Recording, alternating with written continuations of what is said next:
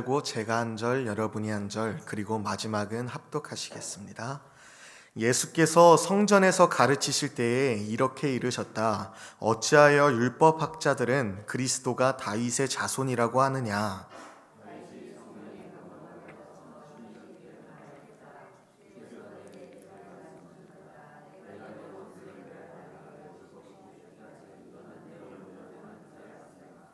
다윗 스스로가 그를 주라고 불렀는데 어떻게 그가 다윗의 자손이 되겠느냐? 많은 무리가 예수의 말씀을 기쁘게 들었다.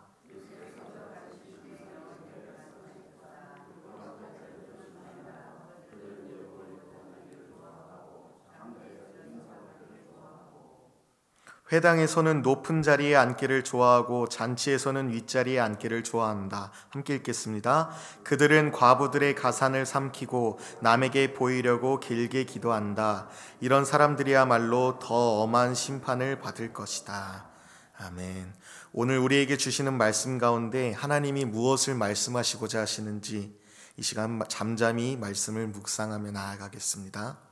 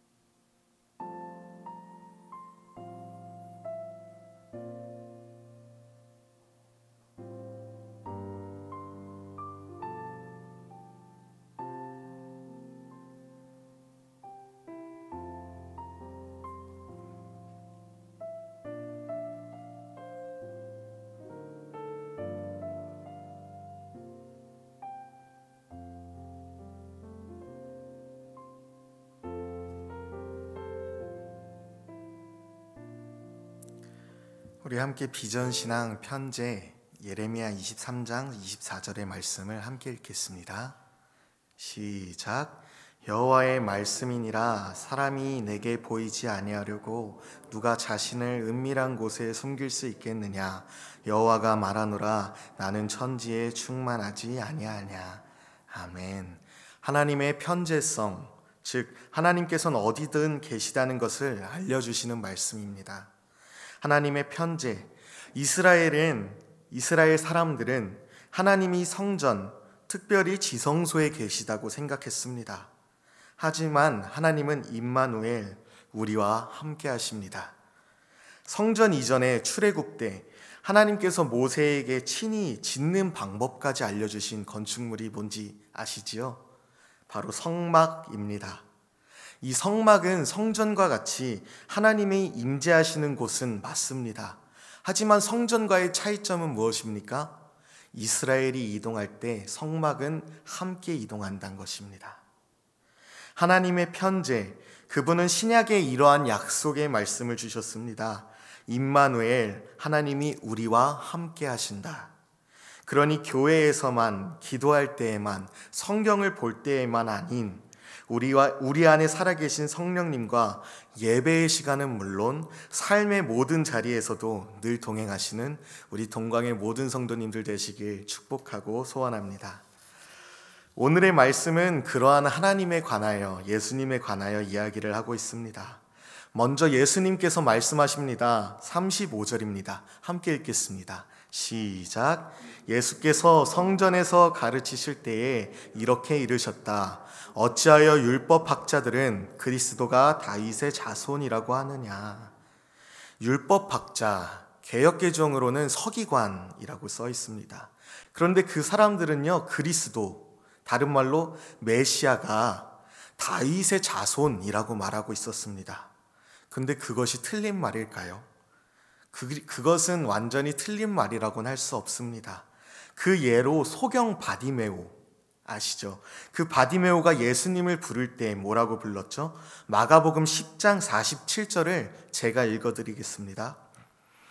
나사렛 예수시란 말을 듣고 소리질러 이르되 다윗의 자손 예수여 나를 불쌍히 여기소서 하거늘. 네, 바디메오가 예수님을 부를 때 다윗의 자손 예수여라고 소리쳤습니다. 그리고 예수님께서는 그 소리를 듣고 꾸짖으시진 않으셨습니다. 오히려 그를 부르시고 내 믿음이 너를 구원하였다라고 말씀하시죠. 그러니까 서기관들, 율법학자들이 그리스도 혹은 메시아가 다윗의 자손이라고 말하는 것은 완전히 틀린 말은 아니라는 것입니다. 하지만 그렇다고 온전히 맞는 말도 아닙니다.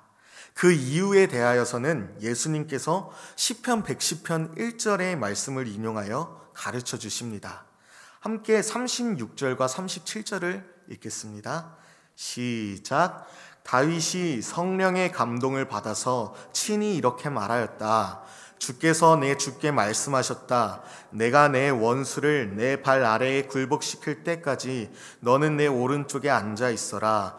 다윗 스스로가 그를 주라고 불렀는데 어떻게 그가 다윗의 자손이 되겠느냐. 많은 무리가 예수의 말씀을 기쁘게 들었다. 아멘.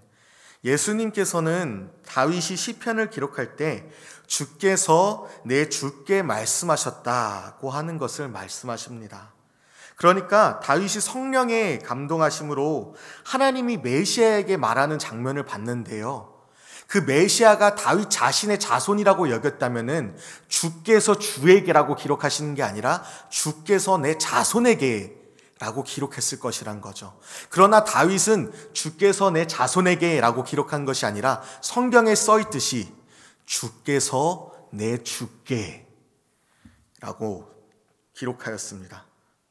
그러니 예수님은 말씀하시죠. 다윗의 자손인데 다윗이 어떻게 주라고 불렀겠느냐. 그런데 예수님이 이렇게 어쩌면 철저하게 반박하시는, 그 다윗의 자손이란 것을 반박하시는 것을 보면은 왜 그러실까라는 의문이 들기도 합니다. 혹여나 자신의 혈통을 부끄러워하시나? 라는 생각마저 들기도 해요. 하지만 정말로 그래서 이렇게까지 말씀하시는 걸까요? 그것은 아닙니다. 예수님은 분명 다윗의 자손이 맞으십니다. 하지만 율법학자들이 말하고 생각했던 다윗의 자손과는, 메시아 그 모습과는 다릅니다. 율법학자들, 서기관들은요, 다윗의 자손으로 올 메시아에 대하여서 이렇게 생각했다고 합니다. 정치적인 메시아. 즉 다윗과 같은 위대한 왕이 다시 한번 나타나서 로마나 이방 나라의 압제를 받는 이스라엘을 무력으로 정치적으로 구원할 것이다 라는 생각을 서기관들과 율법학자들은 갖고 있었다는 거죠. 하지만 예수님이 정치적인 메시아로 이 땅에 오셨습니까? 아니요. 그럼 무엇 때문에 오셨습니까? 요한복음 3장 16절입니다. 하나님이 세상을 이처럼 사랑하사 독생자를 주셨으니 이는 그를 믿는 자마다 멸망하지 않고 영생을 얻게 하려 하심이라. 아멘. 예수님께서 율법학자들의 말을 반박하시는 이유, 바로 예수님께서는 그저 이스라엘이란 한 나라를 구원하기 위한 메시아가 아닌 모든 믿는 자에게 영생을 주는 진정한 구원자이시기 때문입니다. 이에 관하여 마태복음은 이렇게 기록하고 있습니다. 마태복음 1장 21절에서 23절을 함께 읽어보실까요? 마태복음 1장 21절에서 23절입니다.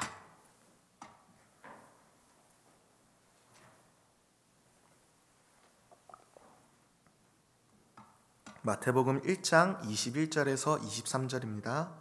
합독하시겠습니다. 시작. 아들을 낳으리니 이름을 예수라 하라. 이는 그가 자기 백성을 그들의 죄에서 구원할 자이심이라 하니라. 이 모든 일이 된 것은 주께서 선지자로 하신 말씀을 이루려 하심이니 이르시되 보라 처녀가 잉태하여 아들을 낳을 것이요 그의 이름은 임마누엘이라 하리라 하셨으니 이를 번역한즉 하나님이 우리와 함께 계시다 함이라. 아멘. 마태복음도 예수님이 이 땅에 오신 목적을 요한복음과 동일하게 이야기합니다. 예수님의 이름엔 뜻이 두 가지가 있는데 첫 번째는 21절 그가 자기 백성을 그들의 죄에서 구원할 자이심이라 라고 하십니다. 그리고 두 번째는 무엇이죠? 23절입니다. 임마누엘, 이를 번역한즉 하나님이 우리와 함께 계시다 함이라. 말씀을 정리하자면은 예수님께서는 이스라엘이라는 한 나라만 구원하기 위한 메시아, 구원자가 아니십니다. 예수님께서는 그분의 백성들, 요한복음의 표현으로는 예수님을 믿는 모든 자들을 죄에서 구원해 주실 분이시며 또한 임마누엘, 구원하신 백성들과 함께 계시는 분이십니다. 우리가 처음 읽은 비전신앙 편제, 하나님께서는 어느 곳에든 존재하신다는 고백처럼 또 마태복음의 마지막 장 마지막 절의 말씀 볼지어다 내가 세상 끝날까지 너희와 항상 함께 있으리라 하신 말씀처럼 우리의 구원자이신 예수님은 또 아버지 하나님은 우리와 지금도 앞으로도 함께 하십니다. 그 사실을 믿으시길 바랍니다. 그렇다면은 우리는 하나님 앞에 함께 하시는 그 주님 앞에 어떻게 살아가야 할까요? 예수님께서는 그에 대한 잘못된 예시, 우리가 반면교사 삼아야 할 인물에 관하여서 말씀하십니다. 함께 38절부터 40절까지 합독하시겠습니다. 마가복음입니다.